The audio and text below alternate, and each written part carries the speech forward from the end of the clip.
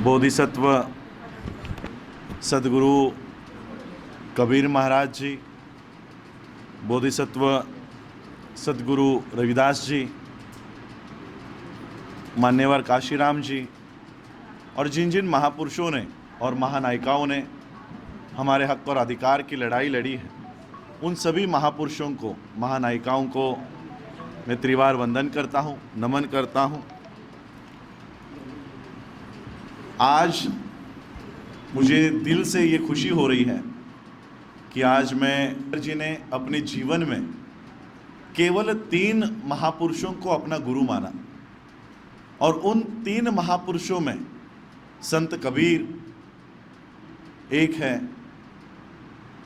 बाबा साहब अम्बेडकर जी का परिवार या बाबा साहब अम्बेडकर जी के पिताजी, ये सभी संत कबीर, इनके दोहे हमारे घरों में बनते जी।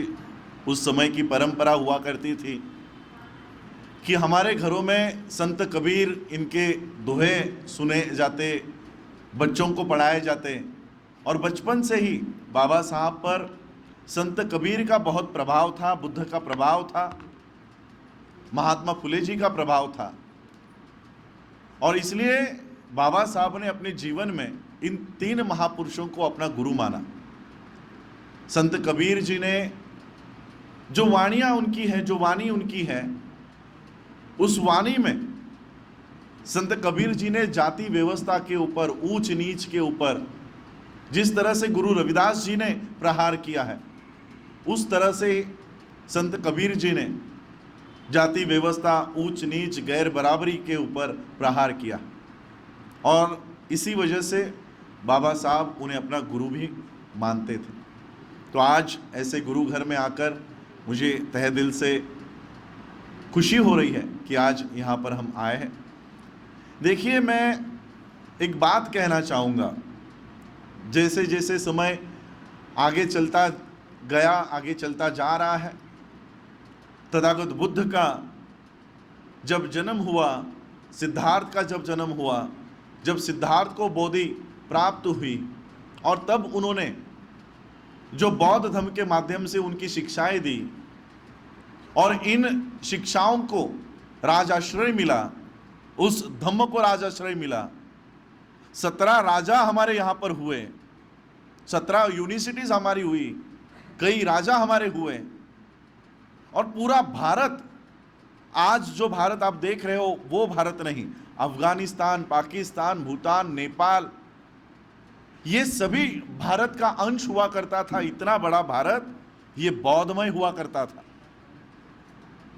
षड्यंत्र हुआ, हमारे बौद्ध धर्म को जिनका राजाश्रय मिला हुआ था, उन राजा को पराजित किया गया, उनकी षड्यंत्र से हत्या की गई और हमारे गौरवशाली इतिहास को मिटाया गया। भारत से बौद्ध धर्म को उखाड़ फेंक दिया गया। जो बौद्ध धर्म का प्रचार प्रसार करने का काम किया करते थे बौद्ध भिक्षुक, उनकी हत्याएं की गई और इस देश में बुद्धा का नाम लेने पर भी पाबंदी डाल दी गई। बुद्धा की शिक्षाएं छोड़ो, बुद्धा का नाम लेने पर भी पाबंदी डाल दी गई और धीरे धीरे बुद्धा का नाम इस देश से मिटाया गया। लेकिन हमारे जो लोग थे, उन्होंने बुद्धा के शिक्षाओं का प्रचार और प्रसार करना छोड़ा नहीं।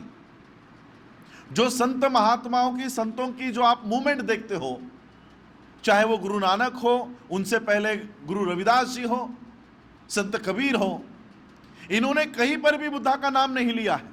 लेकिन टीचिंग्स वही है जो तथागत बुद्ध ने बताई कि हम इस देश में बराबरी, समता, जो तथागत बुद्ध ने शिक्षाएं दी, उसी को आगे बढ़ाने का काम हमारे संत महापुरुषों ने किया हुआ। और आज भले ही हम अलग अलग स्कूलों में पढ़े हों, भले ही हम लोगों के स्कूलों के नाम अलग अलग हो, लेकिन हम लोगों का सिलेबस एक ही है। चाहे आप कबीर धर्म को मानते हो, चाहे कोई और रविदासिया धर्म को मानने वाले लोग हो, मैं बौद्ध धर्म को मानने वाला हूं, लेकिन हम सभी लोग गैर बराबरी के सिस्टम का विरोध करते हैं। हम सभी लोग भाईचारे का समर्थन करते हैं। हम सभी लोग मानवता के पुजारी हैं, मानवता को एस्टैब्लिश करना चाहते हैं। यह शिक्षा हमको कहां से मिलती है? यह शिक्षा वहीं से आती है जहां तथागत बुद्ध ने जहां से क्रांति शुरू की थी। इसलिए हमारे स्कूल्स अलग होंगे, उसके धर्म के नाम अलग होंगे, उसके सेक्ट के नाम अलग होंगे, लेकिन हमारी विचारधारा एक ही है। इस देश में केवल दो ही विचारधाराओं की लड़ाई चल रही है। एक समानता, इक्वलिटी, फ्रैटर्निटी, जस्टिस और लिबर्टी की विचारधारा है, और एक गैर बराबरी की। डॉक्टर बाबा साहब अंबेडकर जी ने तथागत बुद्ध से लेकर जितने भी हमारे संत महापुरुष हुए हैं, उन सभी की वाणी को इस देश के संविधान में अंकित कर दिया। आप कभी पहला पेज संविधान का पढ़िए, प्रिएम्बल। बाबा साहब कहते हैं कि we the people of India, हम भारत के लोग इस देश में इक्वलिटी यानी बराबरी, फ्रैटर्निटी, भाईचारा, लिबर्टी, जस्टिस, न्याय, ये हम इस देश में स्थापन करना चाहते हैं। और ये स्थापन करने का काम कौन कर रहे थे? हमारे ये सभी महापुरुष कर रहे थे। बाबा साहब ने हमारे महापुरुषों की आंदोलन को संविधान में अंकित कर दिया। जो आंदोलन हमारे महापुरुष कर रहे थे, वो बाबा साहब ने इस देश के संविधान में डाल दिया। और यही एक वजह है कि आज जो ब्राह्मणी व्यवस्था इस देश के संविधान को चलाने की जिम्मेदारी जिनके हाथों में है, वो संविधान से नफरत करती है, संविधान जलाने का काम करती है, क्योंकि उनको पता है कि यह विचारधारा, संविधान की विचारधारा, यह ब्राह्मणों की विचारधारा नहीं है। यह विचारधारा तथागत बुद्ध की है, यह विचारधारा गुरु रविदास जी की है, यह विचारधारा संत कबीर की है। इसलिए ये दो विचारधाराओं की लड़ाई चल रही है। हमारे ही लोगों को आपस में लड़ाते हैं, हमारे ही लोगों को एक दूसरे के खिलाफ खड़े करते हैं, और मारने वाला भी हमारा और मरने वाला भी हमारा। इस तरह से हम लोगों में ही फूट डलवाकर ये लोग हमारे ऊपर सदियों से राज करते आ रहे हैं। सदियों से जिन जातीय व्यवस्था को तथागत बुद्ध से लेकर संत कबीर तक बाबा साहब ने भी एनालिसिस ऑफ कास्ट के माध्यम से इस जाति व्यवस्था को नष्ट करने का काम किया है, उसको हमको आगे लेकर जाना होगा। आप किस जाति के हैं, मैं किस जाति का हूं, मुझे उससे कोई फर्क नहीं पड़ता। हम लोगों में कॉमन क्या है? हमारी विचारधारा कॉमन है। जो विचारधारा तथागत बुद्ध की है, वही विचारधारा संत कबीर की है। तो हम अलग कहां से हुए? हम अलग कहां से हुए? और इसलिए हम लोगों को एक होकर इस देश में हमारे हाथों से जो हमारी सत्ता छीन ली गई है, हमारे हाथों से जो हमारे अधिकार छीन लिए गए हैं।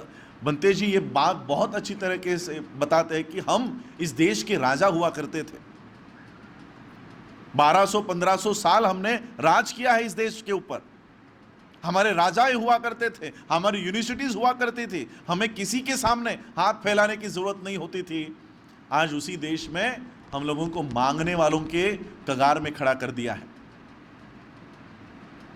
संविधान के वजह से आज फिर हम सक्षम बनते जा रहे हैं, लेकिन ये संविधान भी ये ज़्यादा देर हमारे हाथों में टिकने नहीं दे रहे। तो हम लोगों को एक होकर ये काम करना है। बाबा साहब ने दिया हुआ संविधान जो हमारे महापुरुषों का एक आंदोलन है, वैचारिक मूवमेंट है, इसको भी हमको बचाना है। मैं हमेशा ये चाहूँगा, ये कोशिश करूँगा कि हम सभी लोग, चाहे वो SC को हो, ST के हो, OBC के हो, बैकवर्ड्स हो, ये सभी लोग एक होकर हमारे आंदोलन को, संतों के, महापुरुषों के आंदोलन को हमको आगे बढ़ाना है।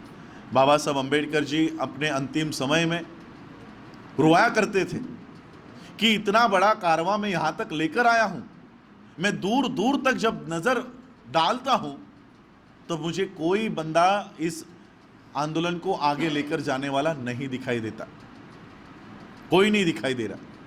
और इसलिए हम लोगों को बाबा साहब का आंदोलन चलाने वाले लोगों में शामिल होना है। यही मैं आज उम्मीद करता हूँ, कामना करता हूँ कि बाबा साहब का आंदोलन, हमारे महापुरुषों का आंदोलन संत कबीर का आंदोलन, तथागत बुद्ध का आंदोलन, हम सभी लोगों को आगे लेकर जाना है, आगे बढ़ाना है। यही आज मैं यहाँ पर कहूँगा, क्योंकि और 3 सभाएं हमारी और पेंडिंग है, बाकी है। लोग मेरे ख्याल से आप लोग 3 बजे से 2 बजे से रुके हुए हैं और आगे ऐसे 2-3 सभाएं हमारी रुकी हुई है। तो अधिक मैं यहाँ पर भाष्य नहीं करूँगा, बंते जी को भी हमें समय देना है।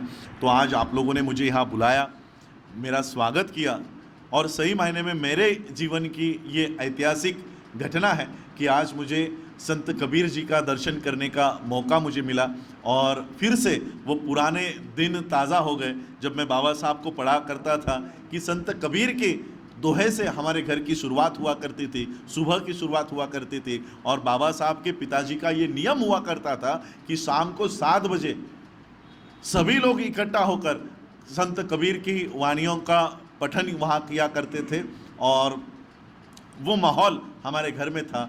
और इस तरह से बाबा साहब के जीवन, बाबा साहब को जो बचपन था इस तरह से बीता, और बाबा साहब ने इन्हीं महापुरुषों का आंदोलन आगे चलकर बढ़ाया है। तो मैं उम्मीद करूंगा कि इन्हीं महापुरुषों का आंदोलन हम सबको आगे लेकर जाना है, हम सबको आगे बढ़ाना है। आप लोगों ने मुझे सुना, उसके लिए आप सभी लोगों का आभार। जय भीम, जय कबीर, जय भारत, जय बुद्ध। सर एक मिनट सर, हम पूरे समाज को इकट्ठा कर रहे हैं, चाहे वाल्मीकि समाज हो, कबीरपंथी समाज हो, रविदासिया समाज हो, या सर बौद्ध धर्म के सभी को। पर सर आपने एक बार भी वाल्मीकि नाम नहीं लिया। सर हमको इस पे इतराज है, हम बाबा साहब को इतना मानते, मगर देखिए आप कह रहे हैं कि मैंने वाल्मीकि समाज का नाम नहीं लिया। सर आपने जब इस देश में कुछ भी नहीं बोला, जब इस देश में मनीषा हमारी बहन के ऊपर बलात्कार करके उसका खून किया गया, हमें वहां पर जाने की परमिशंस तक नहीं थी, लेकिन उस परिवार के समर्थन में उस परिवार को सुरक्षा प्रदान करने के लिए मेरे ख्याल से राहुल गांधी से भी पहले मैं वहां पर पहुंचा था। आज भी उस परिवार की सुरक्षा करने का काम, आज भी उनके भाइयों से मिलने का काम, उनसे संपर्क करने का काम हम कर रहे हैं। और इतना ही नहीं, इसके बाद वाल्मीकि मोहल्ले में गाजियाबाद में हमारी बौद्ध धर्म की दीक्षा हुई, और पूरे वाल्मीकि समुदाय ने वहां पर, वाल्मीकि पूरे मोहल्ले ने बौद्ध धर्म की दीक्षा ली। सर तो मैं यही कहना चाहूंगा कि हम अलग अलग जाति के हो, अलग अलग धर्म के हो, हमें उससे कोई लेना देना नहीं है। हम किस जाति के हैं, किस धर्म के हैं, इससे बड़ी बात है कि हम इंसान हैं, हम मानव हैं, हम लोगों में मानवता है। मुझे आप बताइए, जब वाल्मीकि समाज पे अन्याय अत्याचार होता है तब कोई आरएसएस के संगठन वाला उनकी मदद को आता है क्या? कोई विश्व हिंदू परिषद के लोग वाल्मीकि समाज के साथ खड़े होते हैं? ये हम वो लोग हैं, चाहे वो रविदासिया हो, चाहे वो बौद्ध हो, चाहे वो चमार कम्युनिटी के हो, रविदास कम्युनिटी के हो, हम एक दूसरे के साथ खड़े होते हैं। क्यों खड़े होते हैं? वो इसलिए खड़े होते हैं कि हम भले आज वो रिश्ता भूल गए होंगे, लेकिन हमारा पुराना भाईचारे का रिश्ता है। हम सभी लोग एक ही वंश से आगे आए हुए हैं, एक ही वंश से हम लोग आगे आए हुए हैं। तो ये बात बहुत ही नगण्य मेरे लिए होती है कि हमने एक महापुरुष का नाम लिया है या नहीं लिया है। मेरा धर्म इतना कमजोर नहीं है कि किसी का नाम न लेने की वजह से मेरा धर्म खतरे में आ जाए। क्या हमारा धर्म इतना कमजोर है? क्या संत कबीर को मानने वाले लोग इतने कमजोर हैं कि कोई बंदा अगर संत कबीर का नाम नहीं ले तो हमारा धर्म नष्ट हो जाएगा? हमारा धर्म, हमारी विचारधारा इतनी कमजोर नहीं है। हमारा धर्म, हमारी विचारधारा इतनी कमजोर नहीं है। चाहे हम लोग वाल्मीकि महाराज जी को भी वंदन करते हैं, वाल्मीकि महाराज जी का फोटो लगाकर हमने वहां पर बौद्ध धर्म की दीक्षा ली है। पहली बार हम लोगों ने ये क्रांति की है कि गुरु वाल्मीकि जी के बगल में बुद्ध का और बाबा साहब का फोटो लगाकर वहां पर दीक्षा हुई है। तो ये बात बहुत ही छोटी हो जाती है कि आपने इनका नाम लिया है या नहीं। मैंने कहा कि जिन जिन महापुरुषों ने और महानायिकाओं ने हमारे हक और अधिकार की लड़ाई लड़ी, मैं उन सभी को नमन करता हूं। इसमें वाल्मीकि महाराज भी आते हैं और सभी महापुरुष आते हैं, सभी महानायिकाएं आती हैं। तो बस इतना ही कहूंगा और अपनी वाणी को विराम देता हूं। जय हिंद।